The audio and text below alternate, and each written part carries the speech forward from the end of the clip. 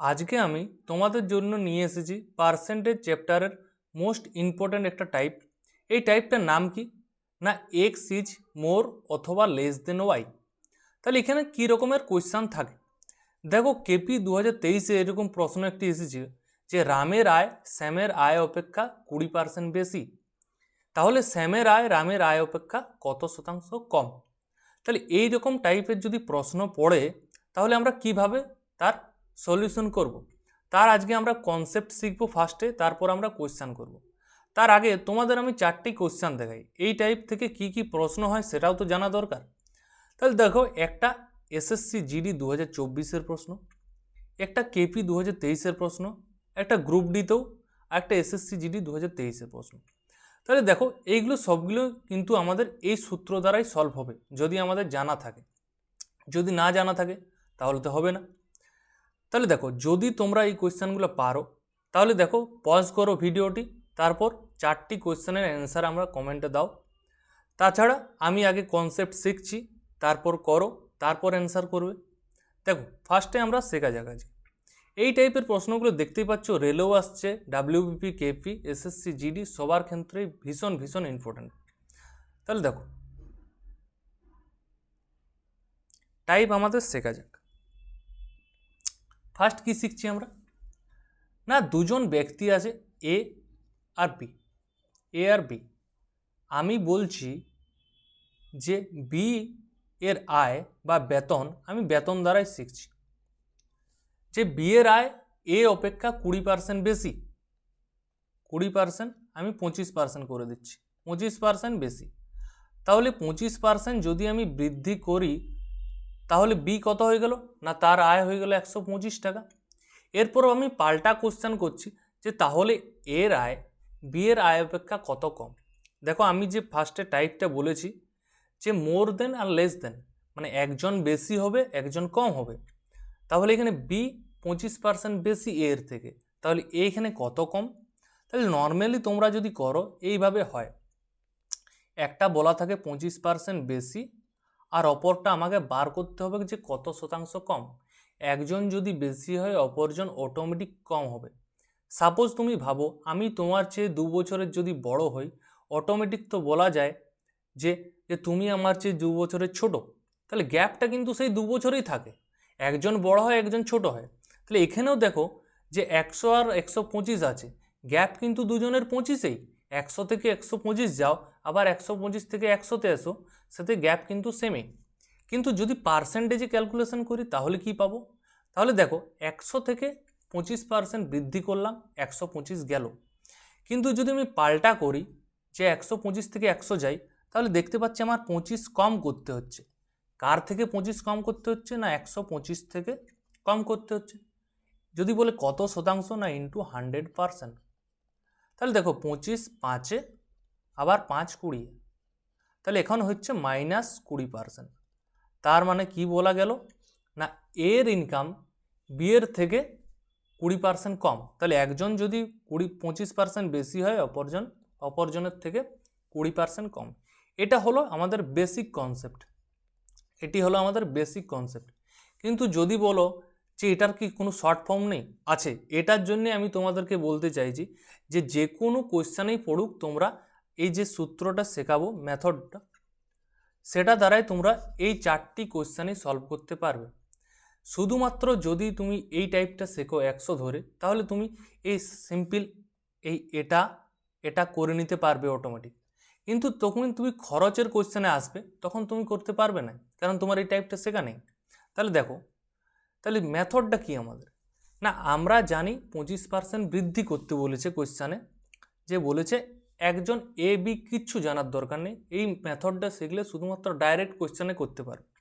কোয়েশ্চানে কী দেওয়া থাকবে না, বলেছে 25% বৃদ্ধি, তাহলে 25%-এর ফ্র্যাকশনের মান কি না, তুমি বলবে 25%টাকে যদি আমি ভগ্নাংশে ট্রান্সফার করি তাহলে লেখা যায় 25/100, মানে কাটাকাটি করলে 1/4, কিন্তু সামনে প্লাস আছে। কনসেপ্টটা মন দিয়ে শেখো, একটি যদি ভালো করে শিখো পুরোটাই করতে পারো। তাহলে 25% বৃদ্ধি মানে প্লাস 1/4। আমি কি বলেছি যে একজন যদি প্লাস হয়, দেখো একজন প্লাস হলে অপরজন কি হয়ে যাচ্ছে, অটোমেটিক মাইনাস হয়ে যাচ্ছে।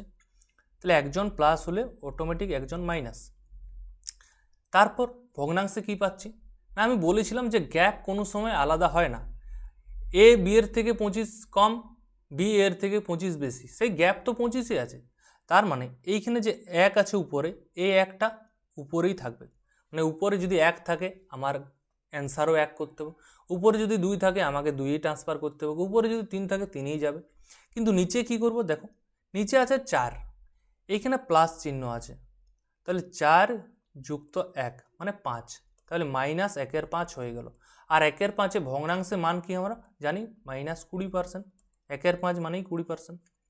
তোমাদের দেখে মনে হচ্ছে যে এটা কীরকম কনসেপ্ট, এটা তো না করলেই আমাদের 100 ধরে করেও তো হয়ে যাবে, কিন্তু যদি তুমি ওভারঅল ভাবো যে কোনো টাইপের কোয়েশ্চেন যদি এইরকম করতে যাও তোমাকে কিন্তু মেথডটাই শিখতে হবে, তখন কিন্তু সবসময় 100 ধরে হয় না, ঠিক আছে, বা অনেক সময় লেগে যাবে বা ভুল হওয়ার চান্স থাকে। এই ক্ষেত্রে কোনো ভুলের কোনো কনসেপ্ট নেই, ঠিক আছে, 100% অ্যাকুরেসি।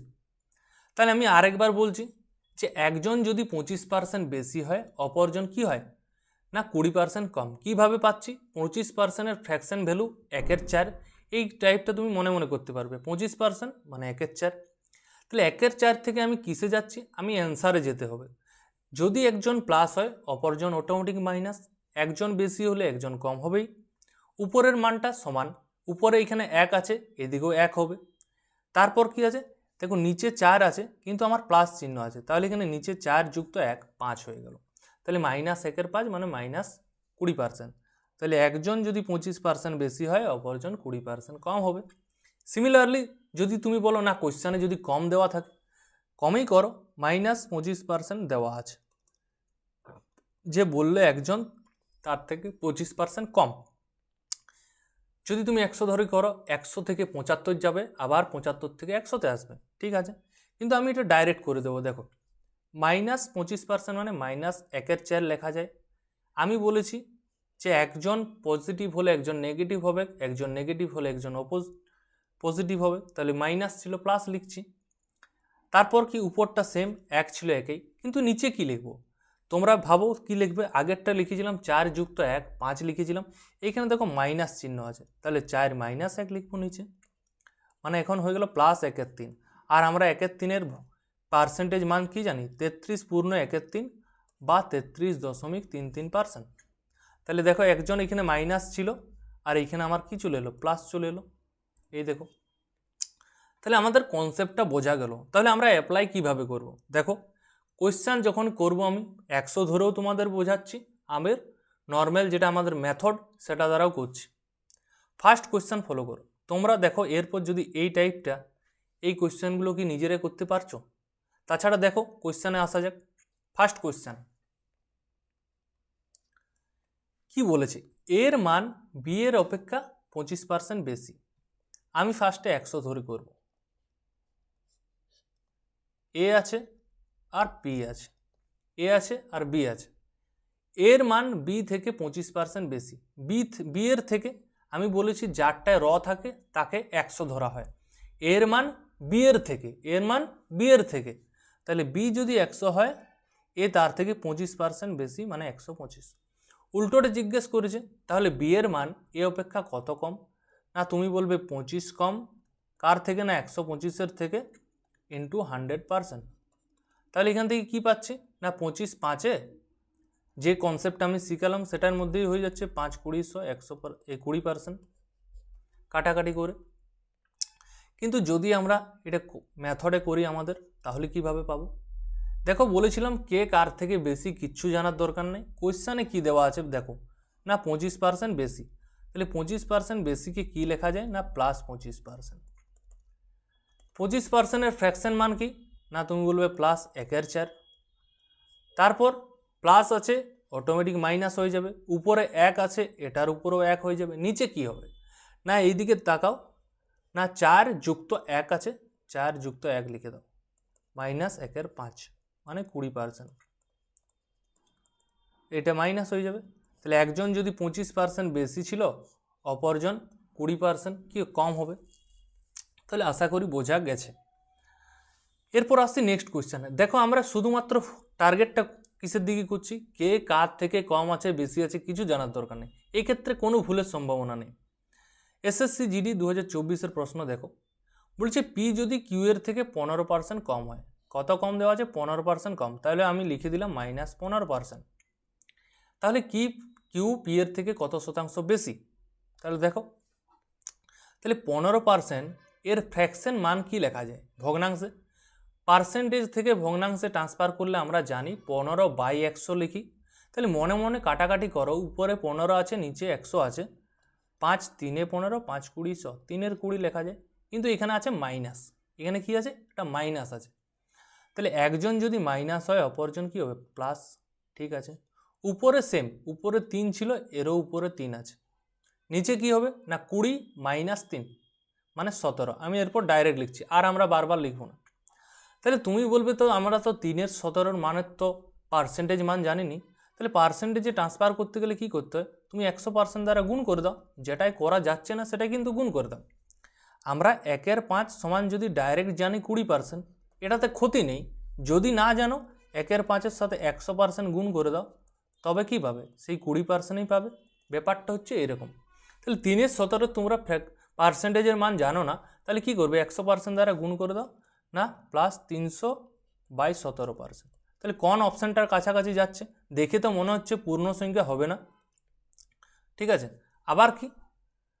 আবার হচ্ছে তোমার 33 পূর্ণ 1/3 মানে কি? এটা হচ্ছে 1/3 মান, এটাও হচ্ছে না। তাহলে আমরা ডাইরেক্ট দেখি কি, 17 1 17, হাতে 13 130, মানে 7 দ্বারা যাচ্ছে। দেখো 7 1 7, 7 7 49, মানে 17.65 আমাদের অ্যান্সারটা আমরা বুঝতে পারছি।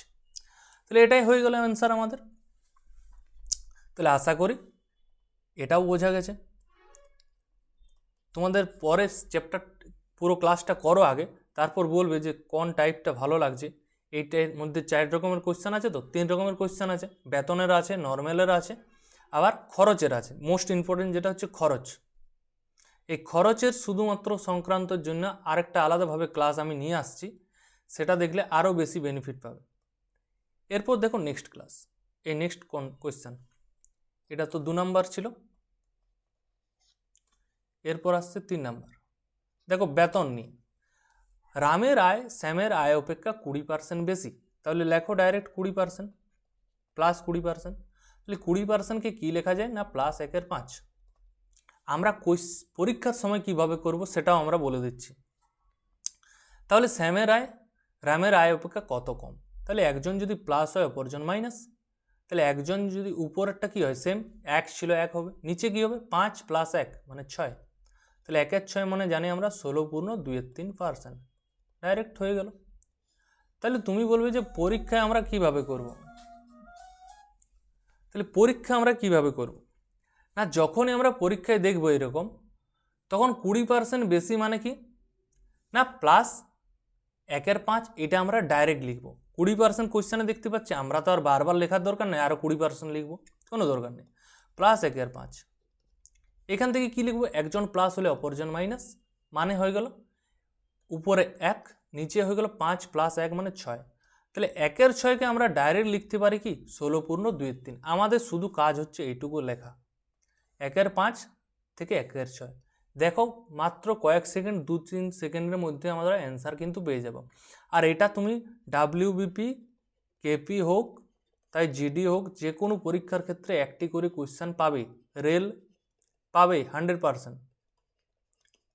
একটি কোয়েশ্চেন, প্রতিটা প্রিভিয়াস ইয়ারের কোয়েশ্চেন দেখে নিতে পারো যে এরকম টাইপের প্রশ্ন আছে কি না, তারপর বলবে যে না দাদা পাইনি আমি, না দাদা আছে।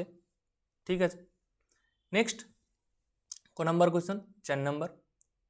এখানে বলা আছে পি এর বেতন কিউ এর বেতনের থেকে 20% বেশি। এই কোয়েশ্চেনটা হয়েছে কি? না 20% হয়নি। এইটা দেখো আগেরটা আর এইটা কিন্তু সেম। আমি ইচ্ছে করে দিয়েছি যে কিভাবে আমরা করব। এখানে রাম শ্যাম দেওয়া আছে, যেটা কেপির মধ্যে পড়েছিল, আর এখানে নর্মাল, এটাও প্রিভিয়াস ইয়ারের কোয়েশ্চেন, ঠিক আমার মনে নেই। তাহলে সেম কোয়েশ্চেন, একজন যদি 20% বেশি হয়, আরেকজন কি হবে? +1/5, এটা লেখা যায়। আর +1/5 মানেই কি? -1/6।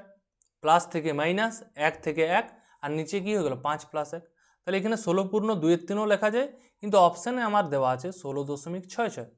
তাহলে 16.66টাই লিখব, যে কোনো একটা লিখতে হবে আমাকে। হয় তুমি ফ্র্যাকশনে লেখো না হলে দশমিকে লেখো, যে কোনো একটা। তাহলে দুটি কোয়েশ্চেন হুবহু সেম, কিন্তু একটাতে রামসাম দেওয়া আছে আর একটাতে পি কিউ দেওয়া আছে। ব্যাপারটা বোঝা গেছে? নেক্সট এখানে বলা আছে উল্টোটা। দেখো গ্রুপ ডিতেও প্রশ্ন কিন্তু আসে, 22-এর গ্রুপ ডি। এটা কত নাম্বার কোয়েশ্চেন? 5। বলেছে এর বেতন বি এর বেতনের থেকে কি 20% কম, তাহলে -20%। তাহলে 20%কে কি লেখা যায় না 1/5, তাহলে এখানে মাইনাস। তাহলে বি এর বেতন এর বেতনের থেকে শতকরা কত বেশি? তাহলে একজন যদি প্লাস হয় একজন মাইনাস, আর একজন মাইনাস হলে অপরজন প্লাস। উল্টোটা সবসময় উল্টো, তাই যেই থাক প্লাস থাক আর মাইনাস থাক। উপরে 1 ছিল 1, নিচে কি করব? দেখো সামনে মাইনাস আছে, তাহলে 5 - 1 মানে 4, আর 1/4 মানে জানি আমরা 25%। তাহলে ডাইরেক্ট লিখে দাও।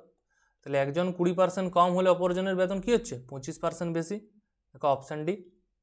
দেখো গ্রুপ ডিতেও এরকম কোয়েশ্চেন আছে, আমি শুধুমাত্র একটি আধটি করে কোয়েশ্চেন নিয়েছি, বাকিটা নিজের মতো করে সাজানো আছে। 6 নাম্বার বলছে রামের বেতন শ্যামের অপেক্ষা 50% কম। দেখো 50% কম বলা আছে। 50% মানে কি 1/2, এটাকে মাইনাস করি। তাহলে শ্যামের বেতন রাম অপেক্ষা কত শতাংশ বেশি? তাহলে কি করব আমরা? বেশি বলেছে, তাহলে একজন মাইনাস হলে অপরজন প্লাস। উপরে সেম যা আছে তাই, নিচে কি 2 - 1 মানে 1। তাহলে আমরা কি পাচ্ছি? গোটা গোটা 1 পাচ্ছি, মানে 1-এর সাথে 100% যদি গুণ করে দাও তার মানে 100% হয়ে গেল। 1% মানে কি 1 অংশ মানে কি 100%, তাহলে আমাদের হয়ে গেল 100% বেশি। ঠিক আছে, নেক্সট 7 নাম্বার কোয়েশ্চেন। দেখো রিচার আয়, এটা এনটিপিসিতে এসেছে 2021। রিচার আয় যদি মিরার আয় অপেক্ষা 9.111% বেশি হয়, তাহলে মিরার আয় রিচার আয় অপেক্ষা কত শতাংশ কম? ঠিক আছে, এই ক্ষেত্রে দেখো পার্সেন্টেজ আমাকে ভগ্নাংশে দেওয়া আছে, তাহলে আমাকে আগে জানতে হবে যে 9.111%-এর ফ্র্যাকশনের মান কত। তাহলে যেহেতু 9.111, তুমি চাইলে গুণ করে পরেও করতে পারো। 9-11-99 প্লাস 100/11, পার্সেন্টেজটা তুলে দিলে 1/11 হয়, তাহলে প্লাস 1/11। তাছাড়া যাদের মনে আছে তাহলে তো খুবই ভালো, 9.111 মানে কি 1/11। তাছাড়া এটা যদি দশমিকে দেওয়া থাকতো তাহলে 9.09% হয়তো দেওয়া থাকতো। 9.09%-এর মানেও কত না 1/11। তাহলে একজন যদি 1/11 হয়, অপরজন কি হবে? একজন প্লাস অপরজন মাইনাস। উপরে 1, নিচে কত না 11 যুক্ত 1 মানে 12। ঠিক আছে, তাহলে দেখো 1/12, এখানে অপশান কিন্তু ভুল আছে মনে হচ্ছে। ঠিক আছে, দেখো তাহলে ইন্টু আমরা কি করে দেবো 100%। তাহলে 4 × 3 = 12, আবার 4 × 25, 25-এর 3 মানে কি 3 × 8 = 24, আবার কি 3 × 8 = 24, 1/3% মানে 8.1/3, বা যদি দশমিকে দেওয়া থাকতো -8.33%। তাহলে 1/12 মানে যদি তোমার জানা থাকে 8.1/3, তাহলে তো তুমি অপশান দেখেই করে নিতে পারবে, কিন্তু এখানে অপশান ভুল আছে, এটা বাদ দাও, কিন্তু কি করে নিতে পারবে। তাছাড়া কি দেওয়া থাকতে পারে না 8.33%। যদি তোমার না জানা থাকে তুমি 100% দ্বারা গুণ করে নাও, তারপরেও কিন্তু কাটাকাটি করে কি অ্যান্সার পাবে 8.33 বা 8.113%। নেক্সট দেখে নিই 8 নাম্বার কোয়েশ্চেন। তাহলে দেখো এখানে খরচ সংক্রান্ত অঙ্ক আমার এসেছে। তাহলে খরচ সংক্রান্ত অঙ্ক বোঝানোর জন্য আমাদের কিন্তু দেখো অনেকগুলো খরচ সংক্রান্ত রেখেছি, ইচ্ছে করে রেখেছি। তারপর আছে দেখো ত্রিভুজের চতুর্ভুজের, এই কোয়েশ্চেনটাও আমার দেওয়া উচিত ছিল যে ত্রিভুজের চতুর্ভুজের। ঠিক আছে, দেওয়া আছে কোয়েশ্চেন। তাহলে খরচটা যদি বুঝি আমি তাহলে কিভাবে করব। তাহলে দেখো আমরা কি জানি, মূল্য, এই যে আমাদের খরচটা কিসের উপরে নির্ভর করে না খরচটা নির্ভর করে যে কত দাম মূল্যটা ইন্টু তার পরিমাণটার উপর, ইন্টু তার পরিমাণের উপর। ঠিক আছে, তাহলে এরপর আমি তোমাকে বাজার পাঠাচ্ছি কি জন্য না চিনি আনার জন্য। সাপোজ চিনি আনার জন্য তোমাকে আমি দিয়েছি 200 টাকা, তোমাকে আমি দিয়েছি কত 200 টাকা, যে তোমাকে বললাম যে চিনি নিয়ে এসো। হ্যাঁ, তুমি দোকান গেলে, যে দোকানে বললো চিনির দাম হচ্ছে 40 টাকা পার কেজি, 40 রুপিস পার কেজি, এটা হচ্ছে মূল্য চিনির। তাহলে তুমি কত কেজি চিনি পাবে? না 40 টাকা যদি কেজি হয় তাহলে 200 টাকা আমি নিয়ে গেছি, মানে 40 5-এ 200, 5 কেজি পাবো চিনি। ঠিক আছে, এখন তুমি আবার 200 টাকায় নিয়ে যাচ্ছ, 200 টাকায় নিয়ে যাচ্ছ, মানে খরচ আমার কিন্তু সেম রাখছি, খরচ সেম। খরচ সেম যদি রাখি, এরপর যদি মনে করো চিনির দাম বেড়ে গেছে, মনে করো 40 টাকা কেজি থেকে আমার হয়ে গেছে 50 রুপিস পার কেজি, এখন আমি কত টাকা চিনি পাবো? না এখন এই ক কেজি চিনি পাবো? না 50 টাকা কেজি হয়ে গেছে, তাহলে তো 4 কেজি পাচ্ছি আমি, তাহলে 4 কেজি। তাহলে এই টাইপটা যেটা মোর লেসের কনসেপ্টটা, এটা আমাদের কখন কাজে লাগে? না যদি খরচ সংক্রান্ত অঙ্কের মধ্যে খরচটা যদি সেম দিয়ে দেই, তখন কিন্তু আমাদের এই অঙ্কগুলো এই টাইপটা কাজে লাগে।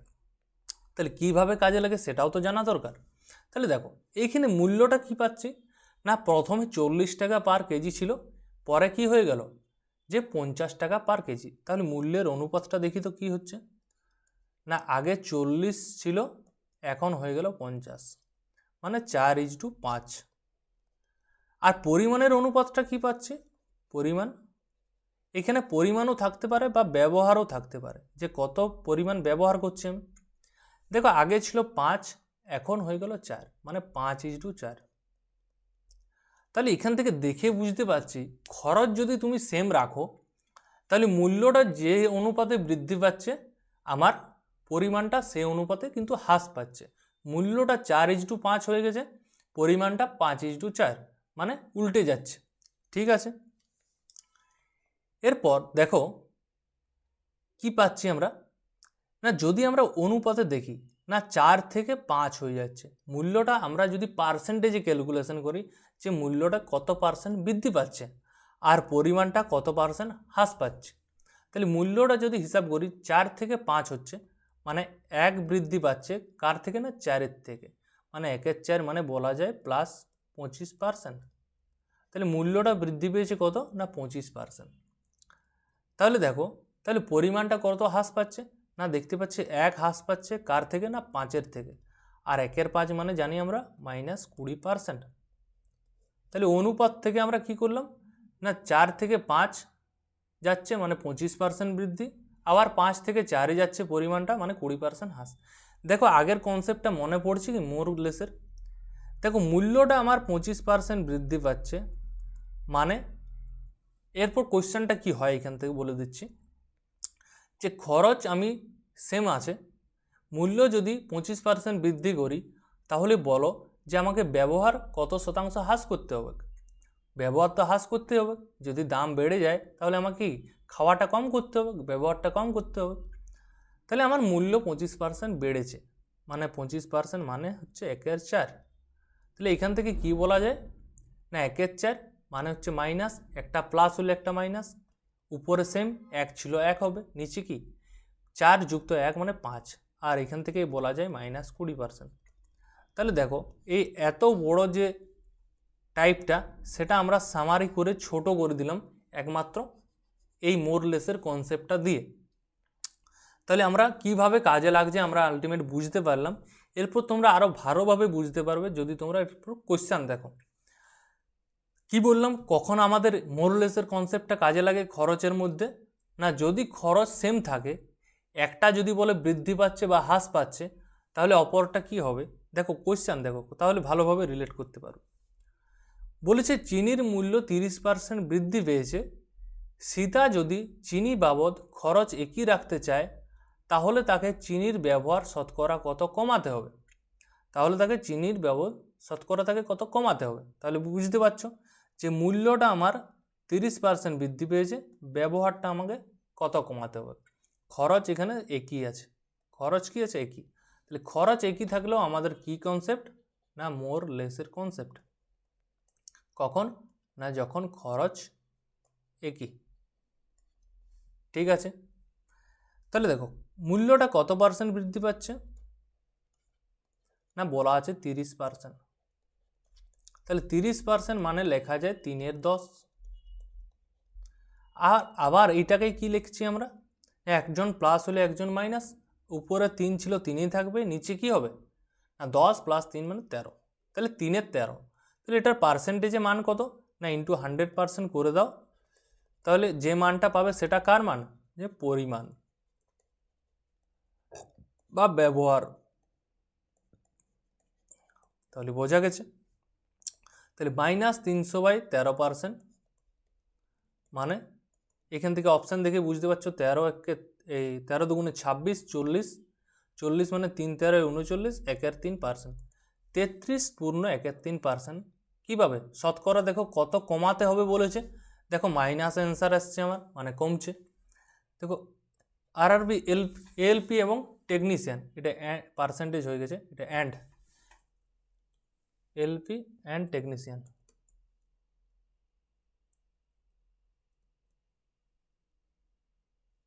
ঠিক আছে, তাহলে দেখো খরচের অঙ্কেতে আমরা এই নিয়মটা কাজে লাগিয়ে দিলাম।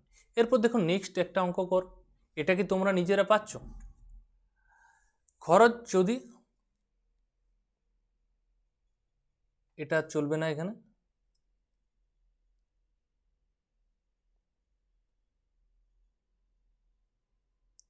আলুর ব্যবহার 10%। দেখো এইখানে এইটা কোয়েশ্চেনটা, আগের কোয়েশ্চেনটা কত নাম্বার ছিল, এটা 7, এটা 8, এটা 9।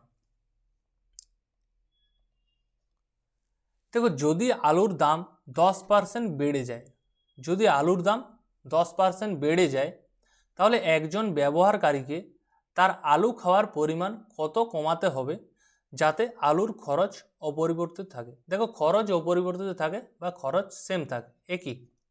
দেখো এসএসসি জিডিতে এরকম পরীক্ষা এসেছে, তাহলে দাম বা মূল্য যাই হোক কী হচ্ছে 10% বাড়ছে, +10%। তাহলে 10%-এর ফ্র্যাকশন মান কি না 1/10। তাহলে দাম যদি বাড়ে আমাকে পরিমাণটা কম করতে হবে, এটাই হচ্ছে পরিমাণ। তাহলে দাম বাড়ছে মানে আমাকে খাওয়া কমাতে হবে, একটা প্লাস একটা মাইনাস, উপরটা সেম, নিচে কি হবে না 10 + 1 মানে 11। তাহলে 1/11 মানে আমরা জানি কি অ্যান্সার 9.09%। তাহলে তোমরা বলবে অপশানে তো 9.09 নেই, তাহলে দেখো তাদের কাছাকাছি কোন অপশানটা আছে, 16টা কি তার কাছাকাছি নয়, 15.8টা কি তার কাছাকাছি নয়, 12.5টা কি তার কাছাকাছি নয়, 9.1। তাহলে 9.09, তার পরেরটাই হচ্ছে 9.1। তাহলে এখান থেকে আমরা লিখতে পারি অ্যাপ্রক্সিমেট যে 9.1%। ঠিক আছে, বোঝা গেছে। নেক্সট কোয়েশ্চেনে চলে যাই। দেখো এই টাইপের প্রশ্নেতেও কিন্তু মোরলেস আমি কোয়েশ্চেন একটা দিয়ে দিয়েছি তোমাদের সুবিধার জন্য। দেখো এই টাইপের এটাকেও মোরলেসের মধ্যেই বলা চলে। দেখো এটা তোমরা নিজেরা করে নিতে পারবে, এটা তোমরা নিজেরা করে নিতে পারবে, তার জন্য আমি এটা দিয়েছি একটা।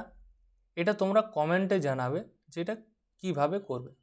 আমি একবার বলে দিচ্ছি, এ বি এর থেকে 25% বেশি মানে 25% মানে লেখা যায় 1/4।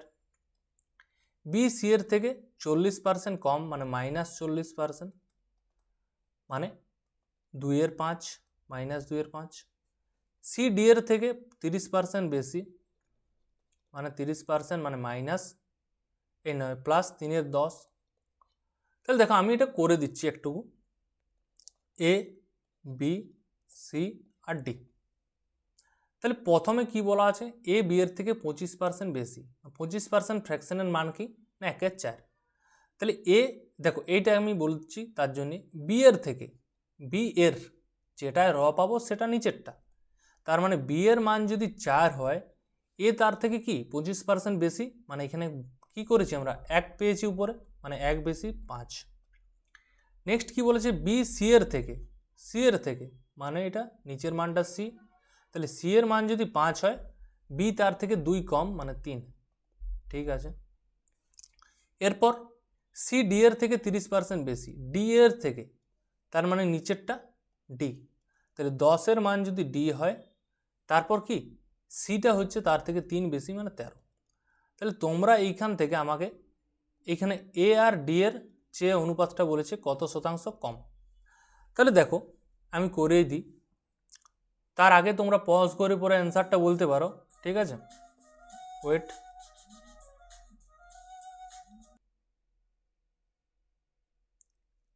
তাহলে দেখো এইখান থেকে আমার এ এর একটা মান পাবো, ডি এর একটা মান পাবো, মানে যেরকমভাবে আমরা অনুপাত করি সেরকম মান পাবো। তারপর দেখব যে এ ডি এর চেয়ে কত শতাংশ কম। এ কম হবে কার চেয়ে? ডি এর চেয়ে কম হবে। তারপর আমরা অ্যান্সারটা এখানে পাবো। এটা তোমরা কমেন্টে জানাও, ঠিক আছে? দেখছি কে শেষ পর্যন্ত এসেছে, কে চেষ্টা করেছ, কে করনি, ঠিক আছে? নেক্সট কোয়েশ্চেনে যাই। মোস্ট ইম্পর্ট্যান্ট যেটা হচ্ছে আমাদের, ত্রিভুজের মধ্যে এই টাইপের প্রশ্ন কিভাবে কাজে লাগাবো। ত্রিভুজ আর আছে, তার নেক্সট কোয়েশ্চেন আয়তক্ষেত্র। এই দুটো টাইপে আমাদের কিন্তু এসএসসি জিডিতে, তাহলে 11 নাম্বার আর 12 নাম্বার।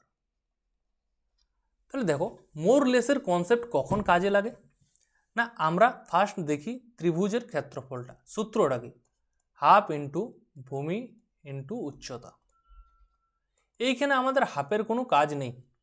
তাহলে ক্ষেত্রফলের মধ্যে বলা আছে ভূমি বৃদ্ধি পাচ্ছে, ক্ষেত্রফল যদি একই রাখতে চাই তাহলে আমার কি হচ্ছে? উচ্চতা শতকরা কত হ্রাস পাবে। আগের ক্ষেত্রে আমরা কি শিখলাম? আগের ক্ষেত্রে শিখলাম খরচ সমান মূল্য ইন্টু ব্যবহার। তখন কি ছিল? খরচ সেম ছিল, মানে দুটি জিনিসের গুণফল যখন আমরা সেম পাই, যখন আমরা সেম দেওয়া থাকে, দেখো মূল্য আর পরিমাণের গুণফল ছিল খরচ, খরচ যদি সেম ছিল আমরা মোর লেসের কনসেপ্টটা করলাম। ত্রিভুজের ক্ষেত্রফল, এইখানে দেখো ভূমি আর উচ্চতার মধ্যে ক্ষেত্রফলটা দেখো একই দেওয়া আছে, মানে দুটি জিনিসের গুণফল আমাদের সেম দেওয়া আছে, তখনও কিন্তু আমাদের এই সূত্রটাই কাজে লাগবে।